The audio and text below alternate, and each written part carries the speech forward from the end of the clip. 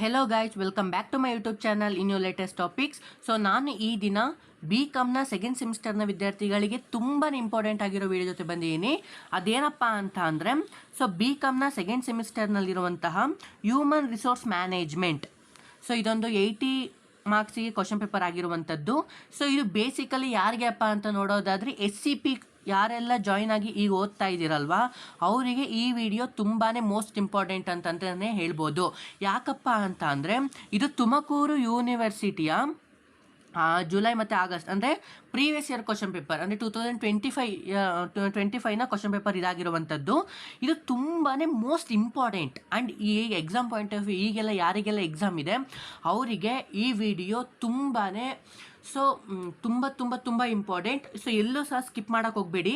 ಯಾಕಪ್ಪ ಅಂತ ಅಂದರೆ, ಈ ಹ್ಯೂಮನ್ ರಿಸೋರ್ಸ್ ಮ್ಯಾನೇಜ್ಮೆಂಟ್ ಏನಿದೆ ಇದು complete previous year question paper ಜೊತೆಗೆ ನಾನು ವಿತ್ ಸೊಲ್ಯೂಷನ್ನು ಸಹ ತಿಳಿಸ್ಕೊಡ್ತೀನಿ. ಸೊ ಯಾರೆಲ್ಲ ನೋಟ್ ಟೋನು ಮಾಡ್ಕೊಬೋದು ಅಥವಾ ಸ್ಕ್ರೀನ್ಶಾಟು ತೊಗೊಬೋದು, ಅದು ನಿಮ್ಗೆ ಬಿಟ್ಟಿದ್ದು. ಬಟ್ ಇದರಲ್ಲಿ ಪ್ರತಿಯೊಂದನ್ನು ಸಹ ನಾನು ಎಕ್ಸ್ಪ್ಲೇನ್ ಮಾಡೋ ಕಾರಣ ನಿಮಗೆ ತುಂಬಾ ಮೋಸ್ಟ್ ಇಂಪಾರ್ಟೆಂಟ್ ಆಗಿರುವಂಥದ್ದು. ಸೊ ಎಲ್ಲೂ ನಿಮ್ಮ ಫ್ರೆಂಡ್ಸ್ಗಳಿಗೂ ಆದಷ್ಟು ಶೇರ್ ಮಾಡಿ. ನೀವು ಸಹ ಎಲ್ಲೂ ಸಹ ಸ್ಕಿಪ್ ಮಾಡ್ದಂಗೆ ನೋಡಿ, ನಿಮಗೆ ಒಂದು ಮೈಂಡ್ ಸೆಟ್ ಬರುತ್ತೆ. ಇಷ್ಟು ಓದ್ಕೊಂಡ್ರೆ ನಿಮಗೊಂದು ಕ್ಲಾರಿಟಿ ಸಿಗುತ್ತೆ. ಇಷ್ಟು ಓದ್ಕೊಬೋದಲ್ವಾ, ಯಾವ ಥರ ಏನೇನು ಯಾವ್ಯಾವ ಸಬ್ಜೆಕ್ಟಲ್ಲಿ ಯಾವ್ಯಾವ ಚಾಪ್ಟರಲ್ಲಿ ಹೆಂಗೆಲ್ಲ ಓದಬೇಕು ಅಂತ ನಿಮ್ಗೆ ಗೊತ್ತಾಗುತ್ತೆ ಅಂತ ಹೇಳ್ತಾ ಬನ್ನಿ ಗೈಸ್, ಈ ವಿಡಿಯೋ ಶುರು ಮಾಡೋಣ. ಈ ವಿಡಿಯೋ ಶುರು ಮಾಡೋಕ್ಕಿಂತ ಮುಂಚೆ ನಮ್ಮ ಚಾನಲ್ನ ಸಬ್ಸ್ಕ್ರೈಬ್ ಮಾಡ್ಕೊಂಡಿಲ್ಲ ಅಂದರೆ ತಪ್ಪದೇ ಸಬ್ಸ್ಕ್ರೈಬ್ ಮಾಡಿಕೊಂಡು ಈ ವಿಡಿಯೋಗೊಂದು ಲೈಕ್ ಕೊಡಿ. ಯಾಕಪ್ಪ ಅಂತ ಅಂದರೆ, ಇನ್ನು ಮುಂದೆ ಬರೋ ಎಲ್ಲ ವಿಡಿಯೋಗಳು ಸಹ ನಿಮಗೆ ಒಂದು ಕ್ಲಿಕ್ಕಲ್ಲಿ ಸಿಗುತ್ತೆ ಆ್ಯಂಡ್ ಒಂದು ನೋಟಿಫಿಕೇಶನ್ ಮೂಲಕ ಸಿಗುತ್ತೆ ಅಂತ ಹೇಳ್ತಾ ಬನ್ನಿ ಗೈಸ್, ಈ ವಿಡಿಯೋ ಶುರು ಮಾಡೋಣ. ನೋಡಿ ಗೈಸ್, ಮೊದಲಾಗಿ ಹ್ಯೂಮನ್ ರಿಸೋರ್ಸ್ ಮ್ಯಾನೇಜ್ಮೆಂಟ್ ಅನ್ನುವಂಥದ್ದು ಒಂದು ಕೋರ್ ಸಬ್ಜೆಕ್ಟ್ ಅಂತಲೇ ಹೇಳ್ಬೋದು. ಓಕೆನಾ. ಸೊ ಇದರಲ್ಲಿ ಮೊದಲನೇದಾಗಿ 2 ಮಾರ್ಕ್ಸಿಗಿರುತ್ತೆ, ಆಮೇಲೆ 5 ಮಾರ್ಕ್ಸಿಗಿರುತ್ತೆ, ಆಮೇಲೆ 15 ಮಾರ್ಕ್ಸಿಗಿರುತ್ತೆ. ಇದೆಲ್ಲ ಥಿಯರಿ ಮಾತ್ರ ಆಗಿರೋ ಕಾರಣ ಆರಾಮಾಗಿ ನಾವು ಸ್ಕೋರ್ ಮಾಡೋದಾಗಿರುತ್ತೆ. ಸೊ ನಮಗೆ ಮೊದಲನೇದಾಗಿ ಈ ಏನು 10 ಕ್ವಶನ್ನು ಪಾರ್ಟ್ ಅಂದರೆ ಸೆಕ್ಷನ್ ಏನಲ್ಲಿ 2 ಮಾರ್ಕ್ಸಿಗೆ 10 ಕ್ವಶನ್ ಅಟೆಂಡ್ ಮಾಡಬೇಕಾಗಿರುತ್ತೆ. ಸುಮಾರು 12 ಕ್ವಶನ್ ಕೊಟ್ಟಿರ್ತಾರೆ, ಅದರಲ್ಲಿ ನಾವು 10 ಕ್ವಶನ್ ಅಟೆಂಡ್ ಮಾಡಬೇಕಾದ ಕಾರಣ ನಮಗೆ ಎಲ್ಲ ಕ್ವಶನ್ಸ್ಗಳು ಸಹ important. Previous year question paper ಆಗಿರೋದ್ರಿಂದ ಒಂದೇ ಒಂದು ಕ್ವಶನ್ ಸಹ ಬಿಡೋ ಆಗಿಲ್ಲ. ಸೊ ಆದ ಕಾರಣ ನಾವು ಆರಾಮಾಗಿ ನೋಡ್ಕೊತಾ ಹೋಗೋಣ. ಇದ್ರ ಜೊತೆಗೆ ನಾನು ಆನ್ಸರ್ ಕೊಡ್ತಾ ಹೋಗ್ತೀನಿ, ಯಾವ ಅಂತ ನೋಡೋಣ ಬನ್ನಿ. ಸೊ ಅದರಲ್ಲಿ 2 ಮಾರ್ಕ್ಸಿಗೆ ಫಸ್ಟ್ನೇ question, give the meaning of human resource management ಅಂದರೆ ಮಾನವ ಸಂಪನ್ಮೂಲ ನಿರ್ವಹಣೆ ಅರ್ಥವನ್ನು ನೀಡಿ. ಅಂದರೆ ಇಲ್ಲಿ ಏನು ಮಾಡಬೇಕಪ್ಪ ಅಂತಂದರೆ, ಹ್ಯೂಮನ್ ರಿಸೋರ್ಸ್ ಮ್ಯಾನೇಜ್ಮೆಂಟ್ ಮೀನಿಂಗ್ನ ನಾವು ಗೊತ್ತಿರಬೇಕು. ಸೊ ಏನಪ್ಪ ಅಂತ ನೋಡೋದಾದರೆ ಇರಿ. ಸೊ ನೋಡಿ, ಇಲ್ಲಿ meaning of human resource management. So answer ready ಇದೆ, ಬೇಕಾದ್ರೆ ನೀವು ಇದನ್ನ ತಗೊಬೋದು ಅಥವಾ ಬೇರೆ ನೀವು ನೋಟ್ಸಲ್ಲೂ ಬೇಕಾದ್ರೆ ಹುಡುಕೊಬೋದು. ಸೊ ಆನ್ಸರ್ನ ನೋಡೋದಾದರೆ, human resource management is the process of planning, recruiting, selecting, training, developing and maintaining employees to achieve organisational goal effectively. So ಇದು ಆನ್ಸರ್ ಆಗಿರುವಂಥದ್ದು. ನೀವು ಬೇಕಾದ್ರೆ ಬೇರೆ ಸಹ ಓದ್ಕೊಬೋದಾಗಿರುತ್ತೆ. ಇನ್ನು next question, state any 2 duties of HR manager ಅಂದರೆ ಮಾನವ ಸಂಪನ್ಮೂಲ ವ್ಯವಸ್ಥಾಪಕರ ಯಾವುದಾದ 2 ಕರ್ತವ್ಯಗಳನ್ನು ತಿಳಿಸಿ. ಸೊ ಯಾವೆಲ್ಲ ಡ್ಯೂಟೀಸ್ನ ಅವ್ನು ತಗೊತಾನೆ ಅಂತ ನೋಡೋದಾದರೆ, ಒಂದನೇದು ಅಂದರೆ ಸಿಂಪಲಾಗಿ ತಿಳ್ಕೊಳ್ಳಿ, ಸಿಂಪಲ್ ಆಗಿದೆ ಅವೆಲ್ಲ ಆನ್ಸರ್ಗಳು. ಸೊ ನೋಡಿ, recruiting and selecting of employees ಒಂದು, next training and development of employees. ಇಷ್ಟು ಅವನ ಡ್ಯೂಟೀಸ್ ಆಗಿರುತ್ತೆ. ಸಿಂಪಲಾಗಿ 2 ಬರೆದ್ರೆ ಸಾಕಾಗುತ್ತೆ. ಇನ್ನು next question, what is a job specification ಅಂದರೆ ಕೆಲಸದ ವಿವರಣೆ ಎಂದರೇನು. ಸ್ಪೆಸಿಫಿಕೇಷನ್, ಜಾಬ್ ಸ್ಪೆಸಿಫಿಕೇಷನ್ ಅಂದರೆ ಅದು ಮೀನಿಂಗ್ನ ಬರೀಬೇಕಾಗತ್ತೆ. ಸೊ ಅದಕ್ಕೆ ಆನ್ಸರ್ ನೋಡೋದಾದರೆ ನೋಡಿ, job specification is a statement that describe the qualifications, skills, experience and ability required to perform a job. ಇದಕ್ಕೆ ಜಾಬ್ ಸ್ಪೆಸಿಫಿಕೇಷನ್ ಅಂತ ಕರಿತೀವಿ. ಸೊ ಇದಕ್ಕೆ ಇದು ಆನ್ಸರ್ ಆಗಿರುತ್ತೆ. ಇನ್ನು ನೆಕ್ಸ್ಟ್ ಕ್ವಶನ್ ನೋಡೋಣ. ಸೊ ನೋಡಿ, what do you mean by lay off ಅಂದರೆ ವಜಾಗೊಳಿಸುವಿಕೆ ಎಂದರೇನು. ಸೊ ಗೊತ್ತಿರುತ್ತೆ, ಕೆಲಸ ತೆಗೆದಾಕೋದು.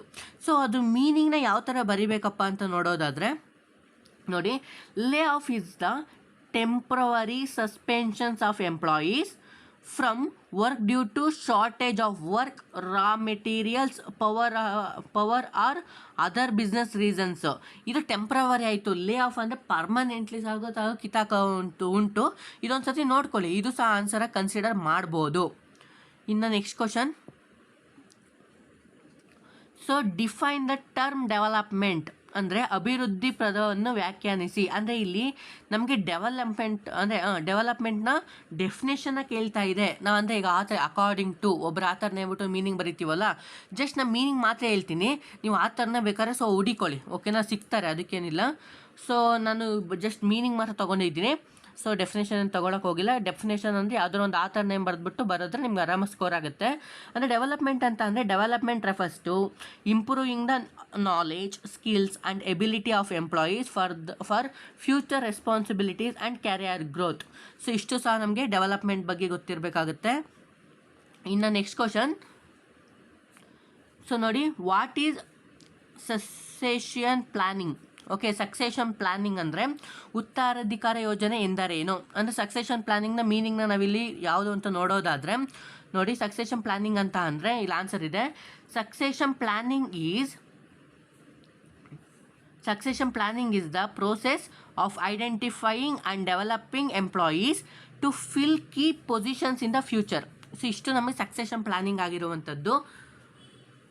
ಓಕೆನಾ, ಇದು ಮೀನಿಂಗ್ ಬೇಕಾದ್ರೆ ನೀವು ನೀಟಾಗಿ ಬರ್ಕೊಳ್ಳಿ, ನಿಮಗೆ ಸಿಕ್ಬಿಡುತ್ತೆ. ಇನ್ನು next, list out any 4 component of composition. ಓಕೆನಾ, ಅಂದರೆ ಪರಿಹಾರದ ಯಾವುದಾದ್ರು 4 ಭಾಗಗಳನ್ನು ಪಟ್ಟಿ ಮಾಡಿ. ಯಾವುದೇ ಕಾಂಪೋಸಿಷನಲ್ಲಿ 4 ಕಾಂಪೋನೆಂಟ್ಗಳನ್ನ ತಿಳಿಸಿ ಅಂತ ಹೇಳಿದ್ದಾರೆ. ಸೊ ಏನಪ್ಪ ಅಂತ ನೋಡೋದಾದರೆ ನೋಡಿ, ಫಸ್ಟ್ ಕಾಂಪೋಸಿಷನಲ್ಲಿ ಮೊದಲು ಬರುವಂಥದ್ದು ಕಾಂಪೋಸಿಷನಲ್ಲಿ basic salary, okay, DRS allowances, ಇದನ್ನ ಡಿ ಅಂತ ಕರಿತೀವಿ, ಬೋನಸ್ ಕೊಡ್ತೀವಿ, ಇನ್ಸೆಂಟಿವ್ ಕೊಡ್ತೀವಿ, ಮತ್ತು HRA ಕೊಡ್ತೀವಿ. ಅಂದರೆ ಈ ಥರ ಎಲ್ಲ ಬರುತ್ತಲ್ವ, ಅವನ್ನ ನೀವು ಇಲ್ಲಿ ಬರೋದ್ರೆ ಸಾಕಾಗುತ್ತೆ. ಸೊ ಇದಕ್ಕೆ ಇದು ಆನ್ಸರ್ ಆಗಿರುತ್ತೆ. ಇನ್ನು next question, what is quality of work life? ಅಂದರೆ ಕೆಲಸದ ಜೀವನದ ಗುಣಮಟ್ಟ ಎಂದರೇನು? ಸೊ ಇದಕ್ಕೆ ಆನ್ಸರ್ ನೋಡೋದಾದರೆ, so quality of work life ಅಂತ ನೋಡಿದ್ರೆ, quality of work life refers to degree of employee satisfaction with working conditions, compensation, safety and opportunities for growth. So ಇದಕ್ಕೆ ಇದು ಆನ್ಸರ್ ಆಗಿರುವಂಥದ್ದು. ಓಕೆನಾ, ಇನ್ನು ನೆಕ್ಸ್ಟ್ ಕ್ವಶನ್ ನೋಡೋಣ ಬನ್ನಿ. ಸೊ ನೆಕ್ಸ್ಟ್ ಕ್ವಶನ್ ನೋಡೋದಾದರೆ, ಎಕ್ಸ್ಪ್ಯಾಂಡ್ HRIS ಮತ್ತು CSR, ಇದು ತುಂಬ ಮೋಸ್ಟ್ ಇಂಪಾರ್ಟೆಂಟ್ ಆಗಿರುತ್ತೆ. ಈಗ ಎಕ್ಸ್ಪ್ಯಾಂಡ್ ಅಂತ ಕೇಳಿ ತುಂಬಾ ಈ ಥರ ಕೇಳೋ ಚಾನ್ಸ್ ಇದೆ. ಇಲ್ಲ HRA ಕೇಳ್ಬೋದು, ಇಲ್ಲ ಅಂದರೆ HR ಅಂತ ಕೇಳ್ಬೋದು, ಇಲ್ಲ ಅಂದರೆ HRM ಅಂತ ಕೇಳ್ಬೋದು. ಈ ಥರ ಎಲ್ಲ ಕೇಳೋ ಚಾನ್ಸ್ ಇರುತ್ತೆ. ಒಟ್ಟಾರೆಗೆ ಇದಕ್ಕೆ ಎಕ್ಸ್ಪ್ಯಾಂಡ್, ಇದಕ್ಕೆ ಆನ್ಸರ್ ನೋಡೋದ ಬನ್ನಿ. ಸೊ HRIS ಅಂತ ನೋಡೋದಾದರೆ, HRIS ಅಂತ ಅಂದರೆ human resource information system. Next CSR ಅಂತ ಅಂದರೆ ಕಾರ್ಪೊರೇಟ್ ಸೋಷಿಯಲ್ ರೆಸ್ಪಾನ್ಸಿಬಿಲಿಟಿ. ಸೊ ಇದಕ್ಕೆ ಇದು ಆನ್ಸರ್ ಆಗಿರುವಂಥದ್ದು, ಮೋಸ್ಟ್ ಇಂಪಾರ್ಟೆಂಟು. ಸೊ ಇದನ್ನು ಎಲ್ಲೂ ಸ್ಕಿಪ್ ಮಾಡೋಕ್ಕೆ ಹೋಗ್ಬೇಡಿ, ಒಂದು ಕ್ವಶನ್ ಸ್ಕಿಪ್ ಮಾಡೋಕ್ಕೆ ಹೋಗ್ಬೇಡಿ ಪ್ರೀವಿಯಸ್ ಇಯರ್ ಕ್ವಶನ್ ಪೇಪರಲ್ಲಿ. ಇನ್ನು next question, mention any 2 limitations of HRP. Okay, ಮಾನವ ಸಂಪನ್ಮೂಲ ಯೋಜಿಸುವಿಕೆ ಯಾವುದಾದ್ರೂ 2 ಅನಾನುಕೂಲಗಳನ್ನು ತಿಳಿಸಿ. ಅಂದರೆ ಇಲ್ಲಿ ಡಿಸ್ಅಡ್ವಾಂಟೇಜಸ್, HRP ಬಗ್ಗೆ ಡಿಸ್ಅಡ್ವಾಂಟೇಜಸ್ನ ತಿಳಿಸಿ ಅಂತ ಹೇಳಿದರೆ, ಬನ್ನಿ ಏನು ಕೊಟ್ಟಿದ್ದಾರೆ ನೋಡೋಣ. ಓಕೆನಾ, ಸೊ HRP ಅಂತ ಅಂದರೆ, ಸೊ ಅದರಲ್ಲಿ ಲಿಮಿಟೇಷನ್ ಅಂದರೆ ಅನ್ಸರ್ಟಿನಿಟಿ ಆಫ್ ಫ್ಯೂಚರ್ ಕಂಡೀಷನ್ಸ್ ಒಂದು, ಓಕೆ, ಇನ್ಕರೆಕ್ಟ್ ಫಾರ್ಕಾಸ್ಟಿಂಗ್, ಇದಕ್ಕೆ ಇದು ಆನ್ಸರ್ ಆಗಿರುತ್ತೆ. Okay, HRP. ಇನ್ನು next question, what do you mean by job evaluation? ಅಂದರೆ ಕೆಲಸದ ಮೌಲ್ಯಮಾಪನ ಎಂದರೇನು? ಜಾಬ್ ಇವ್ಯಾಲ್ಯೂಯೇಷನ್ ಮೀನಿಂಗ್ನ ನಾವು ನೋಡೋದಾದರೆ, so job evaluation is the systematic process of determining the relative worth of different jobs in an organisation. ಓಕೆನಾ, ಇದಕ್ಕೆ ಜಾಬ್ ಇವ್ಯಾಲ್ಯೂಯೇಷನ್ ಅಂತ ಕರಿತೀವಿ. ಇನ್ನು next question, what is HR analytics? ಅಂದರೆ ಮಾನವ ಸಂಪನ್ಮೂಲ ವಿಶ್ಲೇಷಣೆ ಎಂದರೇನು? HR ಅನಾಲಿಟಿಕ್ಸ್ ಮೀನಿಂಗ್ನ ನೋಡೋದಾದರೆ ನೋಡಿ, HR analytics is the use of employee data and statistical methods to improve HR decisions and organisational performance. So ಇದಕ್ಕೆ HR ಅನಾಲಿಟಿಕ್ಸ್ ಅಂತ ಕರಿತೀವಿ. ಸೊ ಇಷ್ಟು ನಮಗೆ ಏನಿದೆ, ಇದು ನಮಗೆ 12 ಕ್ವಶನ್ಸ್ ಇದೆ, ಅದರಲ್ಲಿ 10 ಕ್ವಶನ್ಸ್ ಮಾತ್ರ ಅಟೆಂಡ್ ಮಾಡೋದಿರುತ್ತೆ. ಕಂಪ್ಲೀಟಾಗಿ ಓದ್ಕೊಳ್ಳಿ. ನೆಕ್ಸ್ಟು ಯಾವ ಥರ ಎಲ್ಲ ಬರುತ್ತೆ ನಿಮಗೆ ಗೊತ್ತಾಗುತ್ತೆ. ಇನ್ನು ಸೆಕ್ಷನ್ ಬಿ ಅಂದರೆ 5 ಮಾರ್ಕ್ಸಿಗೆ ಅಂತ ನೋಡೋದಾದರೆ 3 ಕ್ವಶನ್ ಅಟೆಂಡ್ ಮಾಡಬೇಕಾಗಿರುತ್ತೆ. 5 ಕ್ವಶನ್ಸ್ ಕೊಟ್ಟಿರ್ತಾರೆ. ಆ 5 ಕ್ವಶನ್ ಇಂಪಾರ್ಟೆಂಟು, ಇದರಲ್ಲಿ ಎಲ್ಲೂ ಸ್ಕಿಪ್ ಮಾಡೋಕ್ಕೆ ಹೋಗಬೇಡಿ. ಸೊ ಅದರಲ್ಲಿ ಫಸ್ಟ್ನೇ question, briefly explain the responsibilities of HR manager ಅಂದರೆ ಮಾನವ ಸಂಪನ್ಮೂಲ ವ್ಯವಸ್ಥಾಪಕರ ಜವಾಬ್ದಾರಿಗಳನ್ನು ಸಂಕ್ಷಿಪ್ತವಾಗಿ ವಿವರಿಸಿ. ಇಲ್ಲಿ ನೀವು ಎಕ್ಸ್ಪ್ಲೇನ್ ಸಹ ಮಾಡಬೇಕಾಗಿರುತ್ತೆ HR ಮ್ಯಾನೇಜರ್ನ responsibilities.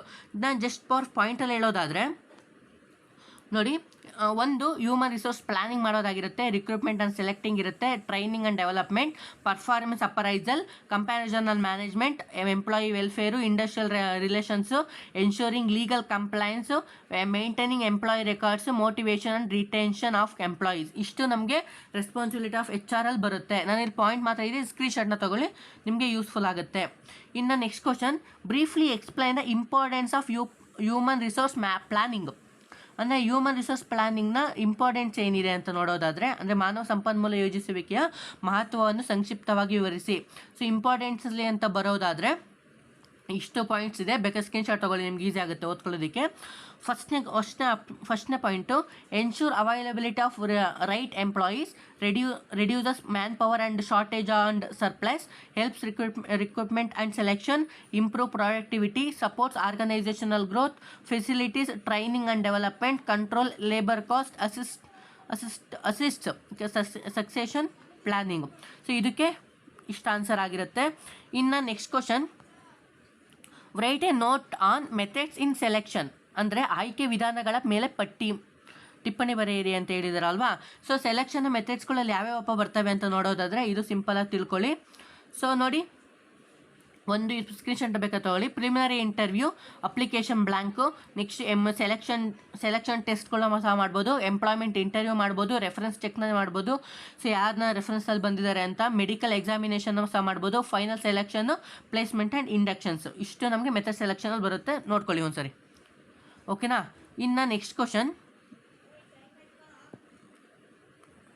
What are limitations of performance appraisals explain ಅಂತ ನೋಡೋದಾದರೆ, ಕಾರ್ಯಕ್ಷಮತೆ ಮೌಲ್ಯಮಾಪನ ಮಿತಿಗಳು ಯಾವುವು ಅಥವಾ ವಿವರಿಸಿ ಅಂತ ನೋಡೋದಾದರೆ, ಸೊ ನೋಡಿ, ಪರ್ಫಾರ್ಮೆನ್ಸ್ ಅಪ್ಪರೈಸಲ್ಸ್ ಅಂತ ನೋಡೋದಾದರೆ, personal base of appraisals, halo effect, central tendency error, recency effect, lack of objectivity, time consuming process, inadequate feedback, employee dissatisfaction ಅಂದರೆ ಕನ್ಕ್ಲೂಷನಲ್ಲಿ, despite limitations performance appraisals helps evaluate and improve the employee performance.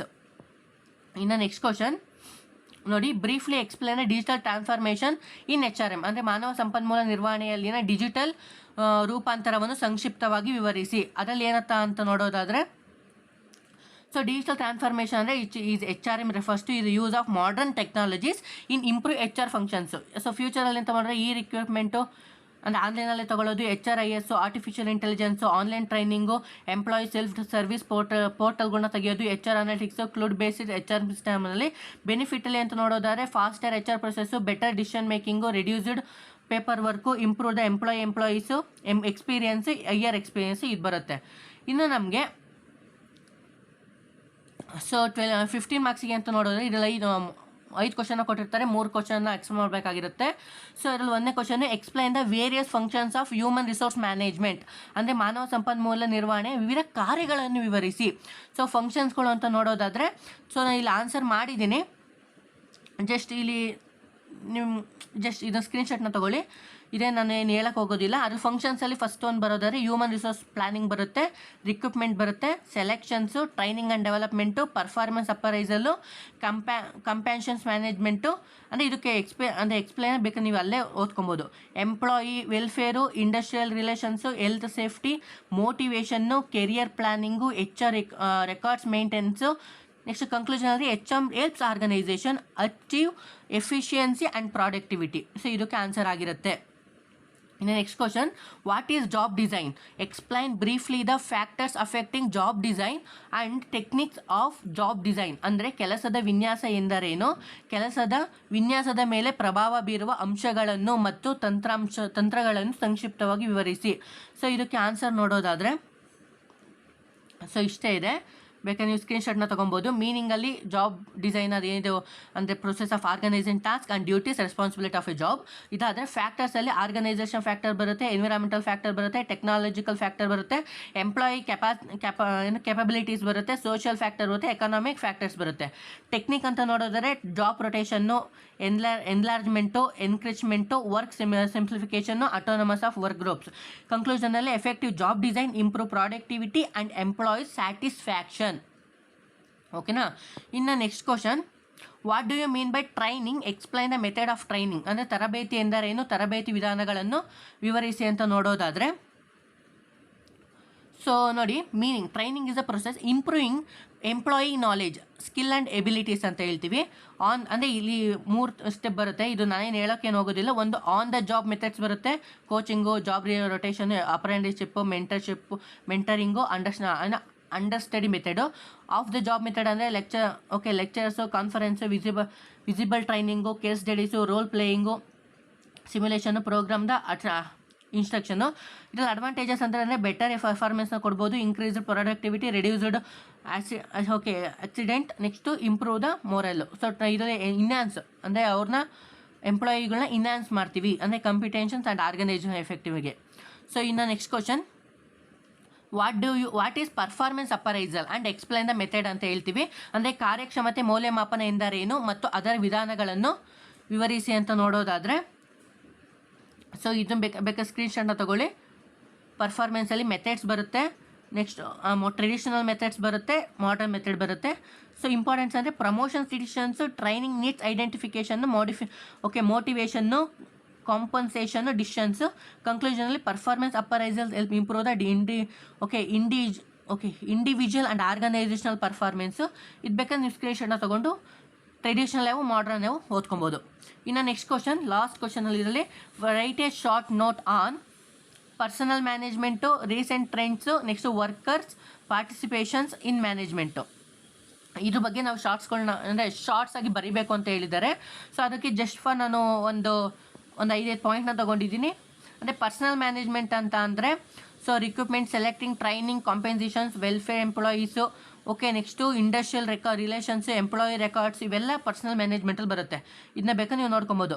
Recent trends in development ಅಂತ ಅಂದರೆ learning, online training, based learning, virtual related training, continuous learning, leadership development, skill upgradation programme, talent management. ಇನ್ನು next question, next ಅದೇ ಪಾಯಿಂಟಲ್ಲಿ worker participate ಮ್ಯಾನೇಜ್ಮೆಂಟಲ್ಲಿ ಇರಲ್ಲ objectives, form, benefit. ಇದನ್ನು ಸ್ಕ್ರೀನ್ಶಾಟ್ನ ತೊಗೊಳ್ಳಿ, ನಿಮಗೆ useful ಆಗುತ್ತೆ exam point of view. So ಇಷ್ಟು ಏನಿದೆ ನಿಮಗೆ ಹ್ಯೂಮನ್ ರಿಸೋರ್ಸ್ ಮ್ಯಾನೇಜ್ಮೆಂಟ್ಗೆ ಸಂಬಂಧಪಟ್ಟ ಹಾಗೆ ಕಂಪ್ಲೀಟ್ ಇನ್ಫಾರ್ಮೇಷನ್ ಆಗಿರುತ್ತೆ. ವಿತ್ ಸೊಲ್ಯೂಷನ್ ಅಂದರೆ ಪಾಯಿಂಟ್ ಹೇಳಿನಲ್ವ, ಅದ್ರ ಪ್ರಕಾರ ಓದ್ಕೊಳ್ಳಿ, ನಿಮಗೆ ತುಂಬಾ ಈಸಿ ಆಗಿರುತ್ತೆ. ಇನ್ನು ನೆಕ್ಸ್ಟ್ ಯಾವುದಿದೆ ಎಕ್ಸಾಮ್ ಅದ್ರ ಪ್ರಕಾರ ತರ್ತೀನಿ ಅಂತ ಹೇಳ್ತಾ ಕ್ವಶನ್ ಪೇಪರ್ನ. Thank you guys, bye, see you. ಅಲ್ಲಿವರೆಗೂ ಆರಾಮಾಗಿರಿ, take care, bye, take care.